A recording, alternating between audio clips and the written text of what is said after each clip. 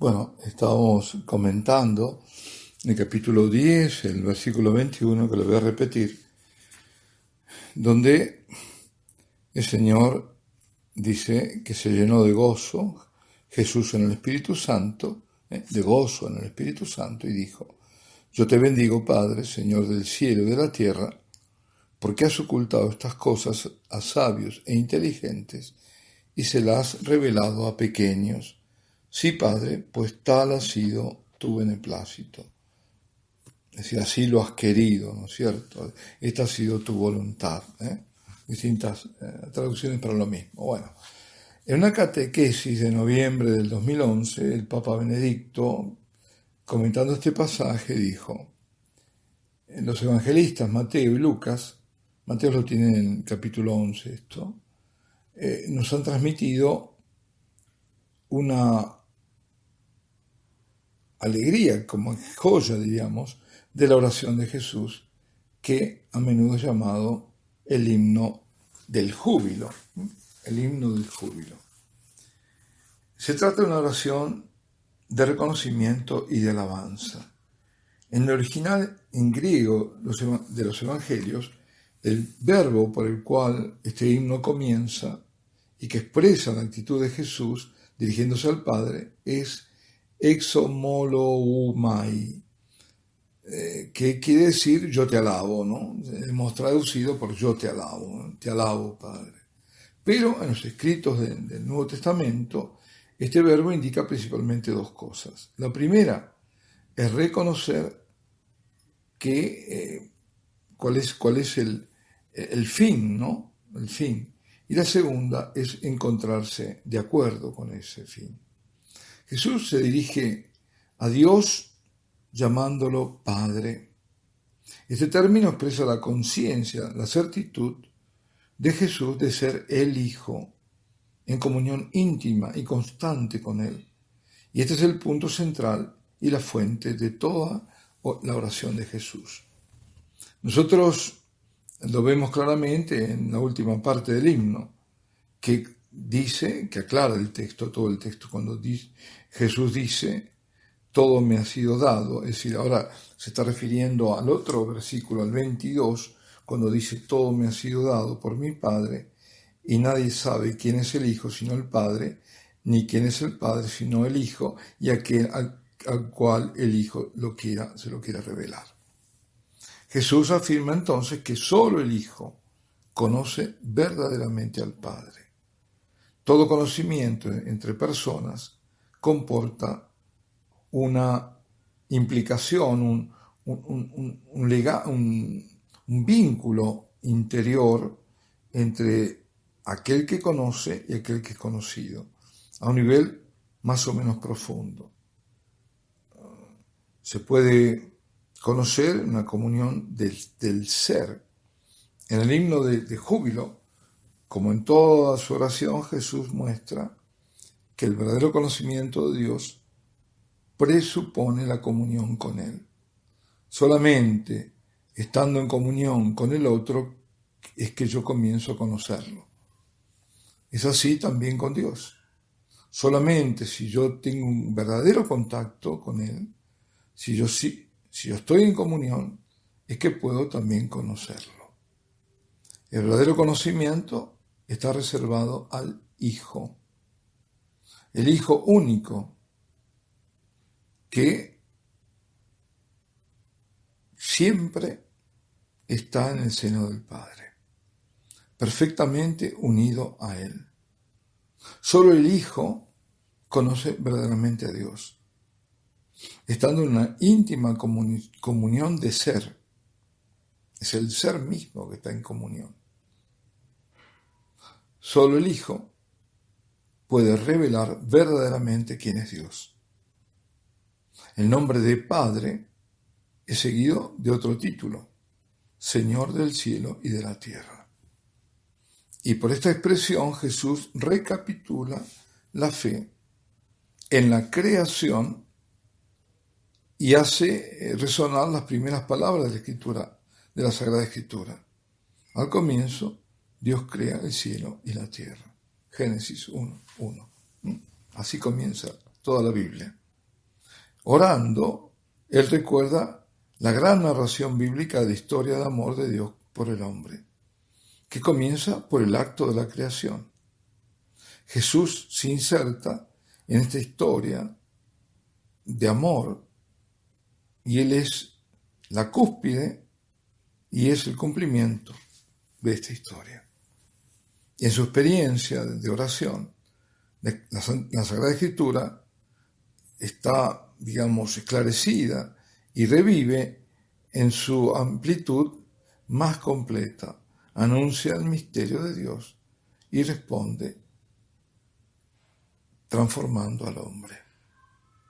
Pero por la expresión Señor del cielo y de la tierra, nosotros podemos también reconocer cómo en Jesús, que revela al Padre, se abre para el hombre la posibilidad de acceder a Dios. Y nosotros nos ponemos una cuestión, una pregunta. ¿A quién el Hijo quiere revelar los misterios de Dios? Al comienzo de ese himno Jesús expresa su alegría porque la voluntad del Padre es tener todo oculto, las cosas ocultas, a los sabios, a los poderosos, y revelarla a los pequeños. En esta expresión de su oración, Jesús manifiesta su comunión con la decisión del Padre, que revela sus misterios a aquellos que tienen un corazón simple. Es decir, el Padre revela a los pequeños y el Hijo va a revelar a esos mismos pequeños, porque está en comunión con el Padre, aquellos de corazón simple. La voluntad del Hijo es una sola, es con el Padre. La revelación divina no viene entonces de acuerdo a la lógica nuestra, sino de acuerdo... ¿Cuál es la lógica nuestra? La revelación que viene a los hombres cultivados, a los hombres poderosos que poseen los conocimientos importantes y que los transmiten a la gente más simple, a los pequeños. Viene como de arriba abajo. Esa es la voluntad del Padre y del Hijo, en cambio es compartir su alegría con estos pequeños.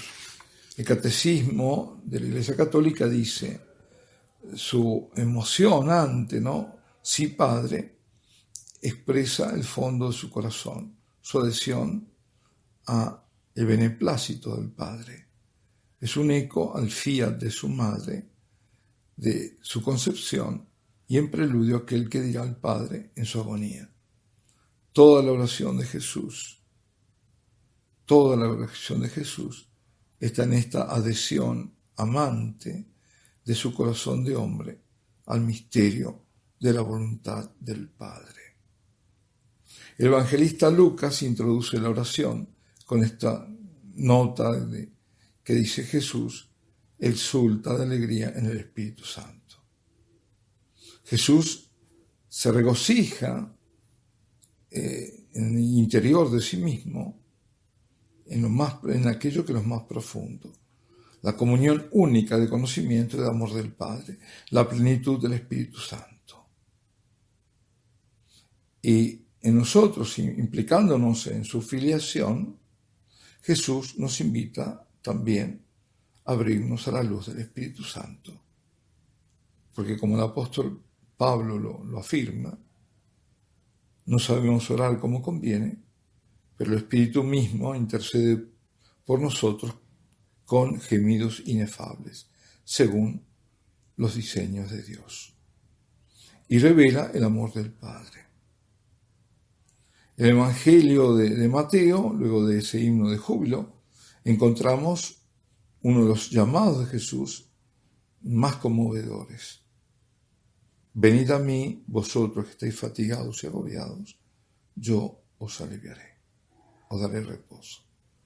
Jesús pide ir a Él, que es la verdadera sabiduría, a Él que es manso y humilde de corazón, y propone un yugo. El yugo es la vía de la sabiduría del Evangelio, que no es una doctrina para aprender, ni una proposición ética, sino una persona para seguir, Él mismo, el Hijo único en perfecta comunión con el Padre. Queridos, todos que estáis siguiendo esto,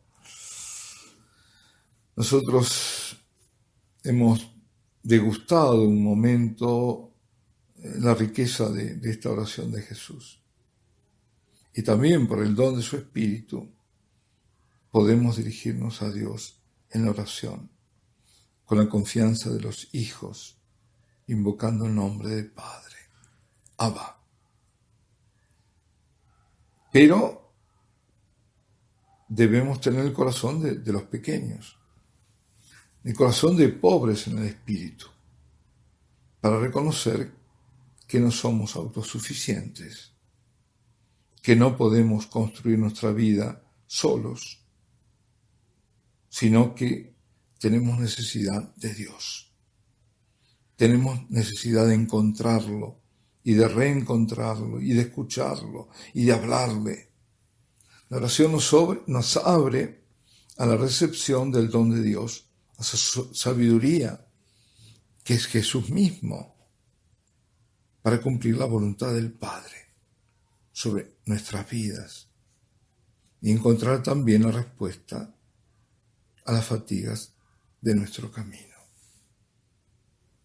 Esto maravilloso está dicho por el Santo Padre, Benedicto XVI, no son palabras mías. En todo caso es traducción mía.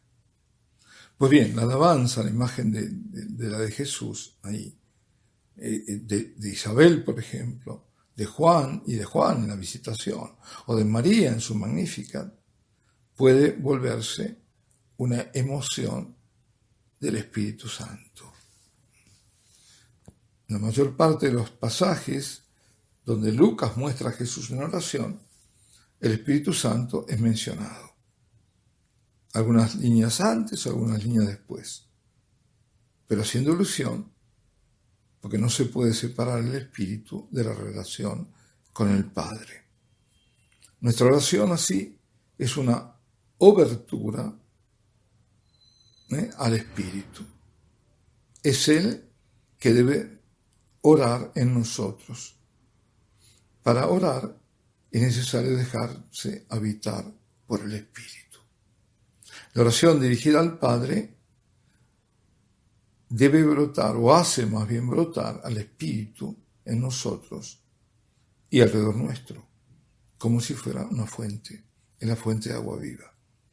En la vida espiritual, esta experiencia fundamental distingue la oración cristiana de todas las prácticas de otras religiones. Aquí está la clave de la oración. Alabado sea Jesucristo, sea por siempre bendito y alabado.